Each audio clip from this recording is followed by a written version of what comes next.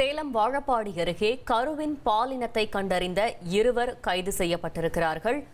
Scan centre நடத்தியவர், இடைத்தரகராக செயல்பட்ட பெண் கைது செய்யப்பட்டிருக்கிறார். மேலும் விவரங்களை செய்தியாளர் கிருஷ்ணமூர்த்தி வழங்கிட கேட்கலாம்.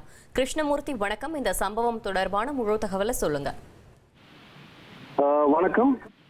மருத்துவத்துறையில சேலம் மாவட்ட இணை இயக்குநர் நந்தினி தலைமையிலான மருத்துவக் குழுவினர் இன்று காலை 6 மணி அளவில் சேலம் மாவட்டம் வாழப்பாடி பக்கத்தில் இருக்க பேலூர் பகுதியில் ஒரு தனியார் வீட்டுல போய் ஒரு சோதனை பண்றாங்க. அந்த சோதனையில பல்வேறு அதிர்ச்சிகரமான ஒரு தகவல் வெளியாயிருக்கு. என்ன விஷயம்னா, அந்த பார்த்த போது அந்த இடத்துல கருவில் இருக்க குழந்தை ஆனா பெண்ணான்னு பாக்குற மிஷினை வச்சு, லேப்டாப் வச்சு அதை ஸ்கேன் பண்ணியிருக்காங்க. அதை பார்த்து அதிர்ச்சி அடைந்த மருத்துவக்குழு அப்படி விசாரணை நடத்தும் போது பல்வேறு அதிர்ச்சிகரமான தகவல் வந்திருக்கு. என்ன விஷயம் அப்படின்னா, சின்ன சேலம் பகுதியை சேர்ந்த கருவூர் அப்படின்ற ஒரு கிராமத்தை சேர்ந்த வெங்கடேசன் என்ற வாலிபர் +2 வரைக்கும் முடிச்சிருக்காரு. இவர் ஆன்லைன் மூலம், அதாவது யாராவது புக் பண்ணாங்க அப்படின்னா கார்லயே அந்த ஸ்கேனிங் உபகரணம் எடுத்து சென்று சம்பந்தப்பட்ட வீட்லயே பரிசோதனை பண்ணி அந்த கருவில் குழந்தை ஆனா பெண்ணான்னு சொல்லி அதுக்காக ஒரு 30,000 ரூபாய் பணமும் வாங்குற மாதிரி ஒரு செட்டப் ரெடி பண்ணியிருக்காரு. இதை பார்த்து அதிர்ச்சி அடைந்த மருத்துவக் குழுவினர் அது என்ன காரணம் விசாரிக்கும் போது, அந்த வாழப்பாடி அருகிலுள்ள விளாரிப்பாளையம் பகுதியை சேர்ந்த லதா அப்படின்ற லேடி தான் இடத்துல செயல்படும் தெரிய வந்தது.